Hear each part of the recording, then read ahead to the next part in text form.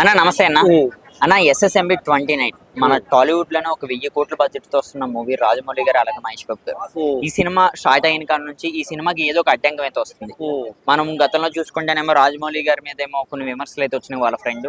తర్వాత ఏమో కీరవాణి గారు రీసెంట్ గానేమో ఈడియో నోటీస్ కూడా మహేష్ బాబు గారికి అయితే ఇవ్వడం అయితే జరిగింది. అసలు ఎందుకని ఈ అడ్డంకాలన్నీ కూడా SSMB 29 మీద పడినాయి అంటే మీరేమంటారు?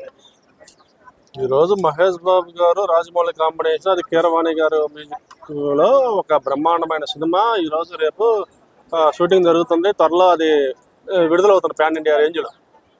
ఇది మహేష్ బాబు గారు రాజమౌళి కాంబినేషన్ లో మొదటి సినిమా, అందుకని చాలా భారీ ఎత్తుగా భారీ బడ్జెట్ తో తీస్తున్నారు. సహజంగా మామూలుగా ఇలాంటివి జరుగుతూ ఉంటాయి, చాలా దిక్కులు చూస్తున్నాం. కానీ ఇవన్నీ ఫైనల్ గా ఏమి ఆ సినిమాను ఆపవు, ఏమి చేయలేవు. త్వరలోనే ఫ్యాన్స్ కి ఒక గుడ్ న్యూస్ అనేది అందిద్ది. నాకు తెలిసి మ్యాక్సిమం చాలా వరకు షూటింగ్ కూడా అయిపోయింది. అదిగా మహేష్ బాబు గారు కూడా ఈ సినిమాలో చాలా కొత్త లుక్ లో ఉన్నారు.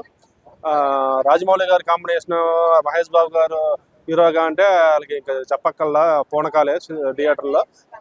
త్వరలోనే ఈ సినిమా నాకు తెలిసి ఈ సంవత్సరంలో కానీ నెక్స్ట్ ఇయర్ కానీ రిలీజ్ అవుతుందని నేను కోరుకుంటున్నాను. ఇవన్నీ ఈడీ నోటీసులు కానీ ఇవన్నీ రాజమౌళి గారి మీద అయితే కీరవాణి గారి మీద వచ్చే ఇవన్నీ ఈ తాత్కాలికం మాత్రమే.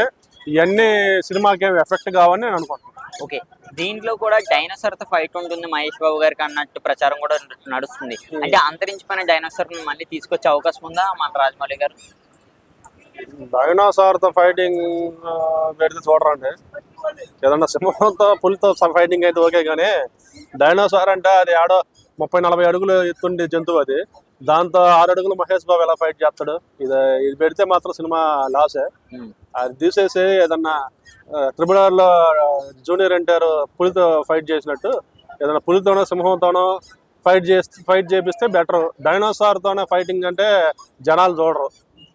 మరి మహేష్ బాబు గారు ఈ సినిమా నుంచి ఎటువంటి అప్డేట్ అయితే ఇవ్వలేదు కదా, అలాగే రాజమౌళి గారు కూడా. మరి దీనికోసం మీరేమంటారు? అంటే ప్రజెంట్ వాళ్ళు కొంచెం ఇష్యూల్లో ఉన్నారు.